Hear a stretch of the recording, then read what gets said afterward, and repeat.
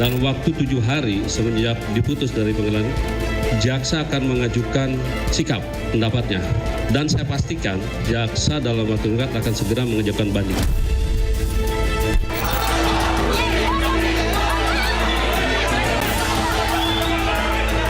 Yang paling penting adalah majelis hukum tidak menyatakan adanya niat jahat dari saya. Tidak ada yang namanya mens rea. Sulit dipungkiri bahwa putusan pengadilan terhadap Tom Lembong memiliki dimensi motif politik.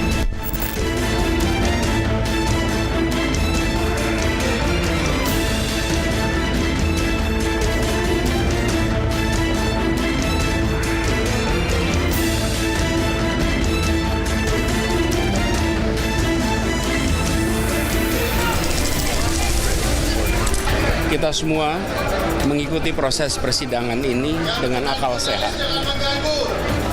Dan yang mengikuti dengan akal sehat pasti akan kecewa. Sama dengan saya pun sangat kecewa dengan keputusan ini.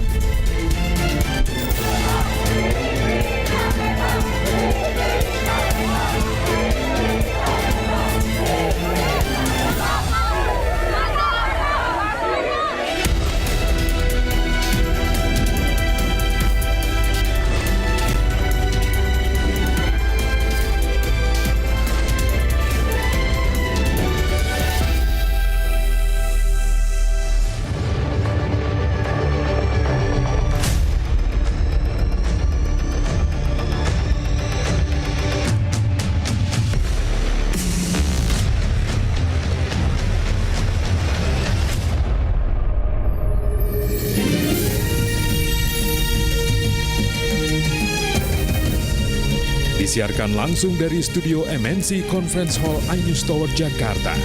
Inilah Rakyat Bersuara bersama Aiman Wicaksono.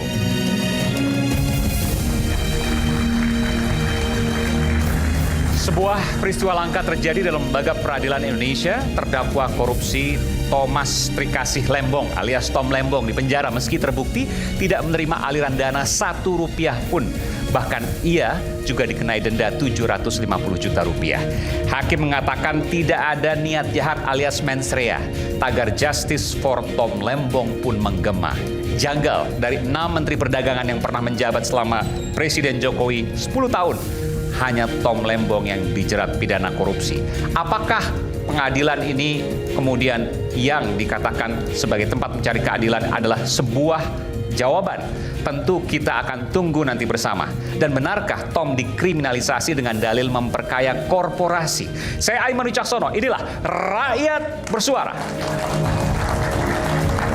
Saya akan langsung mengundang ke panggung Rakyat Bersuara. Selamat datang Bung Geis Khalifah, sahabat Anies Baswedan dan Tom Lembong. Bung Geis, apa kabar Bung Geis? Lama nggak bertemu? Alhamdulillah baik dan sehat. Oke, terima kasih. Silakan Bung Geis. Selanjutnya saya panggilkan Prof. Gayus Lumbun, Hakim Agung 2011-2018. Prof. Gayus, selamat malam. Kampusnya banyak saya lihat di Jakarta dan mungkin juga sejumlah daerah. Silakan Prof. Kemudian juga saya panggilkan, mudah-mudahan sudah hadir juga. Iya. Bung Ari Yusuf Amir, kuasa hukum atau penasihat pengacara dari Tom Lembong. Apakah Bung Ari tidak pernah lelah untuk mengawal kasus Tom Lembong? Tidak pernah lelah? Insya Allah enggak. Insya Allah enggak, oke. Kemudian saya panggilkan Bung Pujiono Suwadi, Ketua Komisi Kejaksaan. Pak Puji, apa kabar? Iya, terima kasih. Penampilan perdana di Rakyat Bersuara hari ini Pak Puji. Saya panggilkan kembali Bung Mardiansyah Semar, Ketua Umum Rampai Nusantara.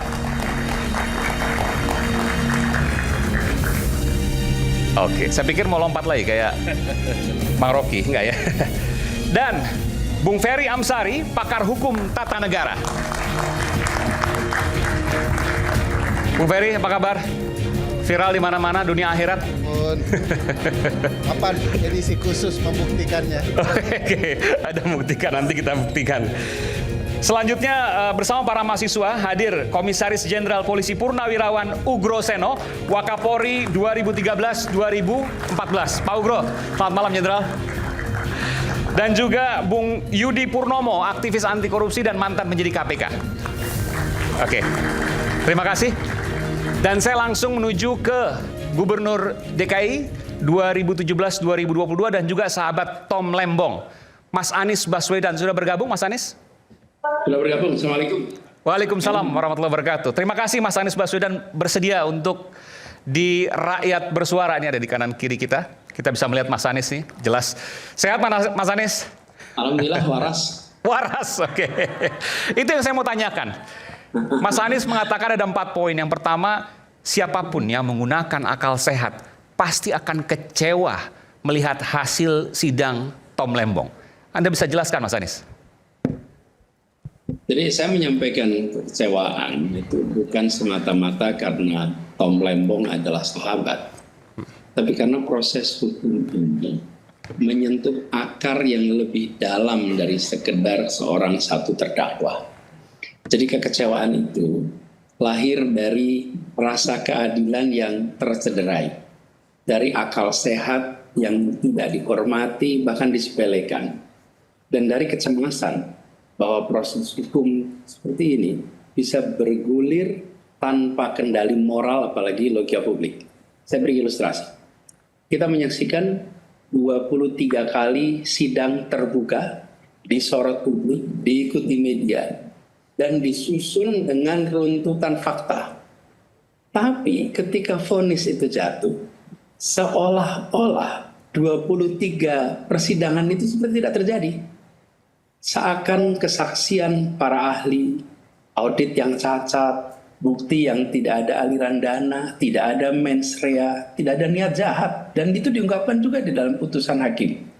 Itu semua dianggap tidak relevan. Jadi ini bukan soal kalah dan menang dalam sebuah perkara. Ini adalah tentang apakah logika hukum masih berdiri di atas logika nurani.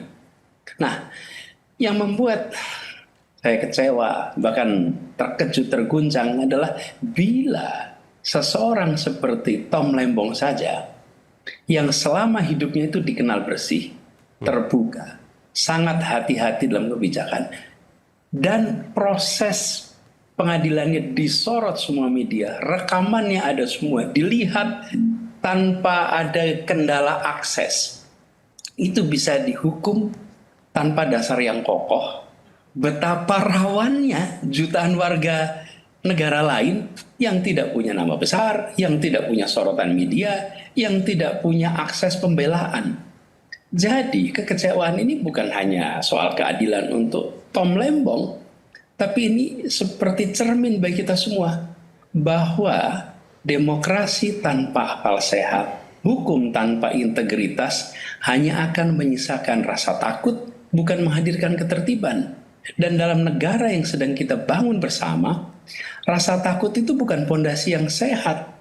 Keadilanlah seharusnya menjadi pondasi yang kokoh, yang sehat. Itulah sebabnya saya ungkapkan ini mengecewakan. Oke. Kalau dari apa yang Anda sampaikan ini, saya menyimpulkan, koreksi kalau saya salah, Anda menilai, Mas Anies, bahwa Tom Lembong itu dikriminalkan dengan paksaan, alias kriminalisasi.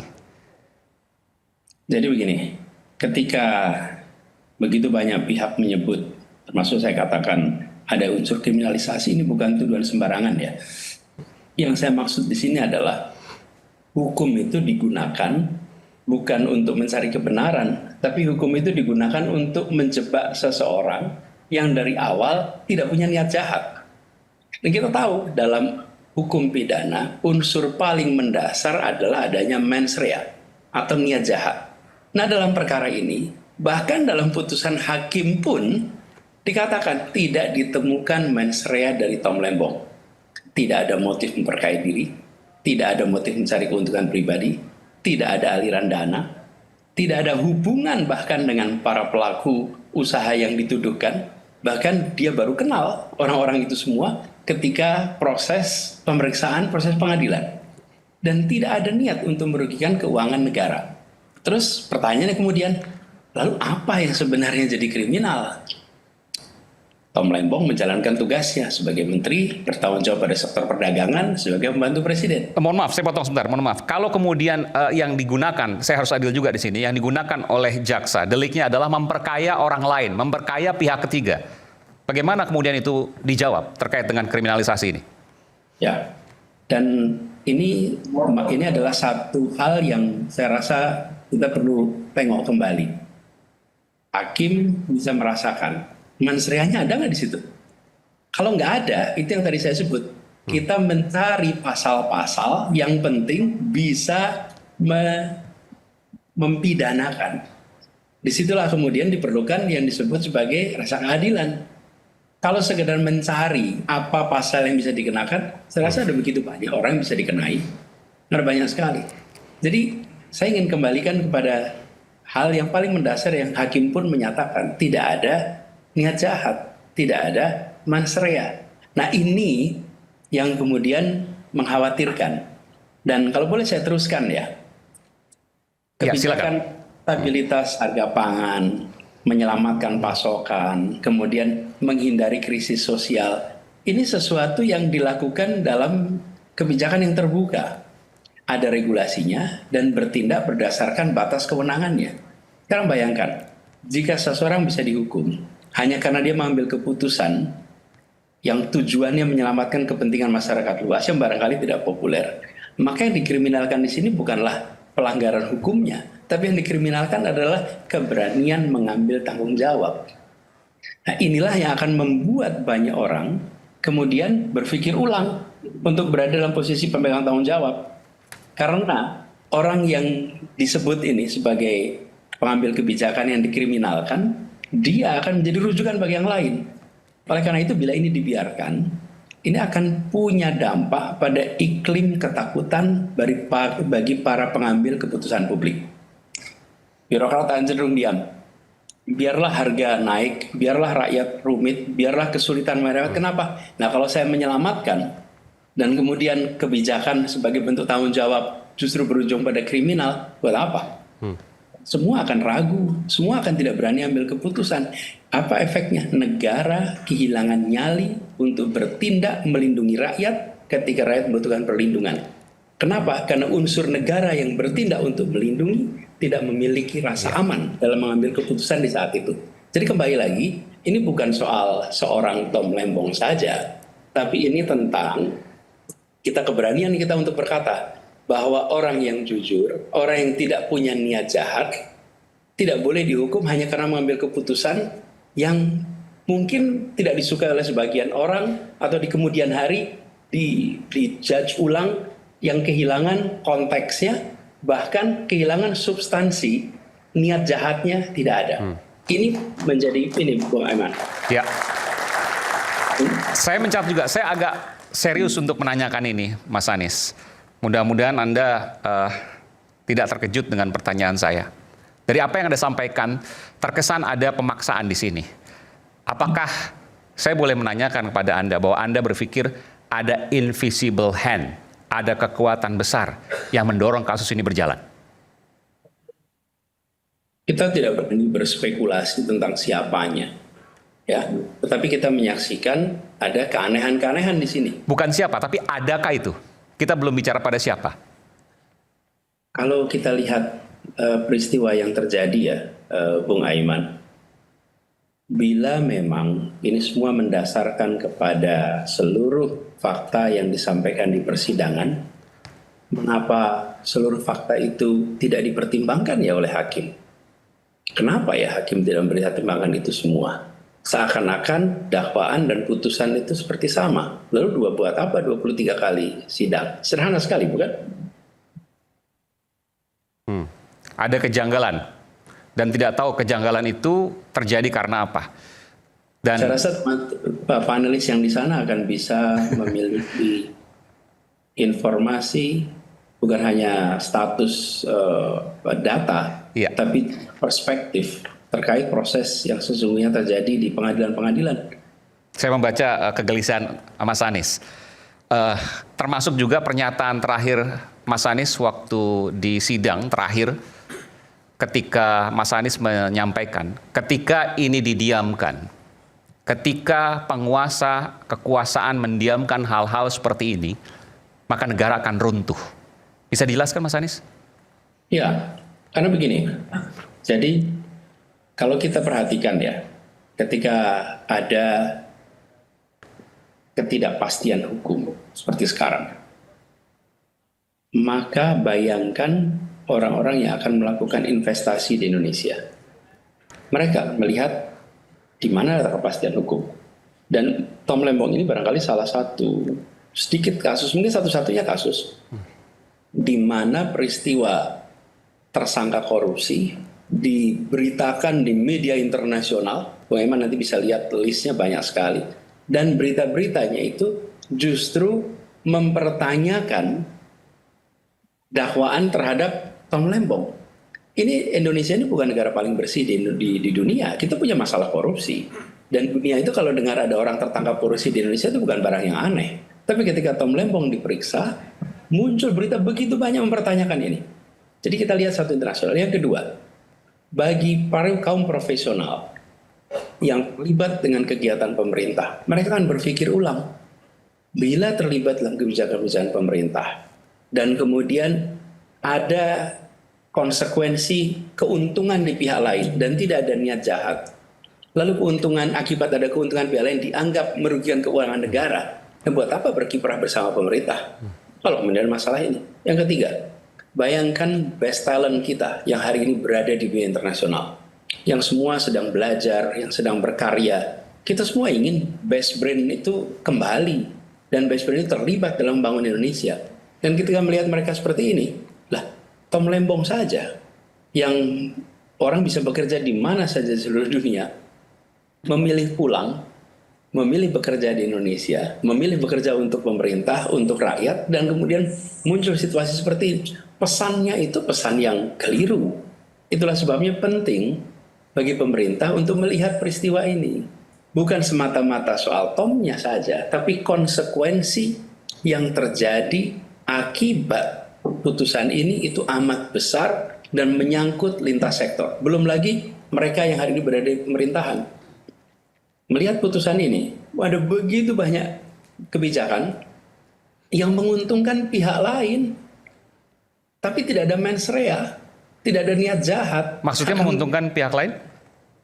Seperti kesimpulan kemarin kan, Tom itu dianggap merugikan keuangan negara, atau dianggap melakukan tidak korupsi karena menguntungkan pihak lain, memberikan manfaat pihak lain. Nah, ini bayangkan ada begitu banyak kegiatan di pemerintahan hari ini yang bisa masuk ke dalam delik, ya. Bahkan ini apabila ini dibiarkan, Ya. Itulah sebab penting bagi pemerintah untuk melihat peristiwa ini, mengkoreksi dan memastikan bahwa hukum berjalan dengan benar, dengan baik, dan saya rasa teman-teman yang memang bidangnya hukum akan bisa memberikan rekomendasi yang tepat terhadap langkah yang harus dikerjakan negara menyaksikan peristiwa yang terjadi hari Jumat kemarin.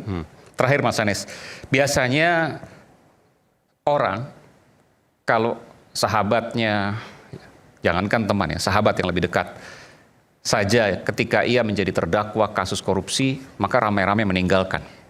Mas Anies hampir setiap sidang selalu menemani Tom Lembong. Ada alasan khusus di balik itu? Ya, sederhana sebetulnya kalau kita perhatikan soal ini ya, bahwa saya kenal Tom itu sudah lama. Saya kenal Tom itu bukan seperti baru. Nah, Bung Aiman, dalam hidup ini kita akan selalu ada momen di mana kita harus mengambil pilihan, dan pilihan moral itu diuji. Dan ujian itu biasanya terjadi di masa-masa yang kritis. Jadi bukan pada saat situasi berjalan baik, tapi justru badai ujian itu terjadi ketika tuduhan dilemparkan, stigma ditempelkan. Pada titik-titik seperti itulah kesetiaan, kejujuran diuji, bukan dengan kata-kata, tetapi diuji dalam tindakan. Dalam situasi tersingkir, dalam situasi dikalahkan, situasi disudutkan. Jadi, seperti saya bilang tadi, saya kenal Tom ini bukan dari cerita, tapi dari perjalanan bersama yang lama.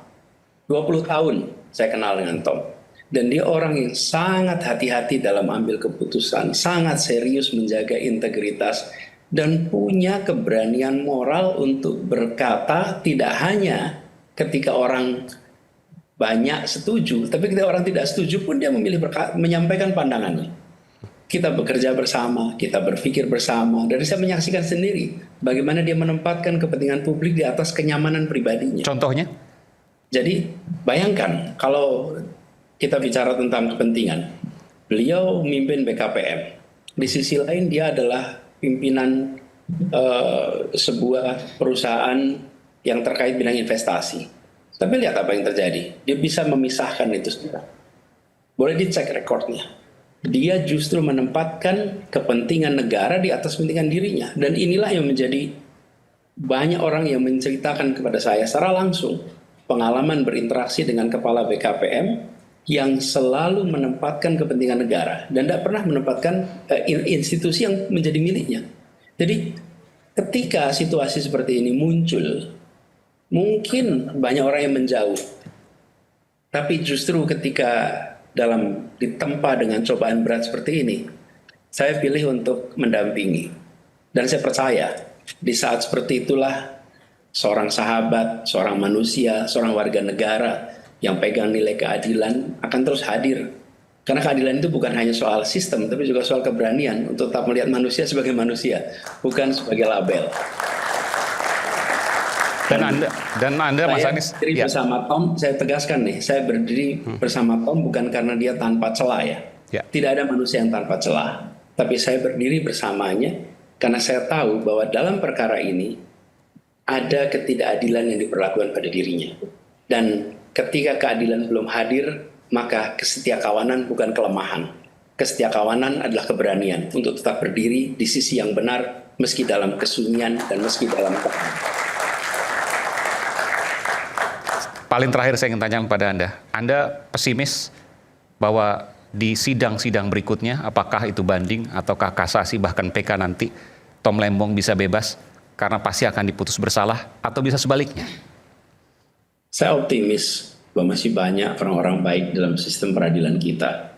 Dan insya Allah orang-orang baik itu akan menyelamatkan proses yang bermasalah dengan menghadirkan keadilan, membuat keputusan yang adil, dan memberikan kepada semua pesan bahwa ambil tanggung jawab adalah sikap yang harus dihormati, dan sikap ini yang harus dilindungi sehingga di kemudian hari semua orang berani ambil tanggung jawab ketika itu untuk kepentingan publik, ketika itu dijalankan dengan cara yang benar.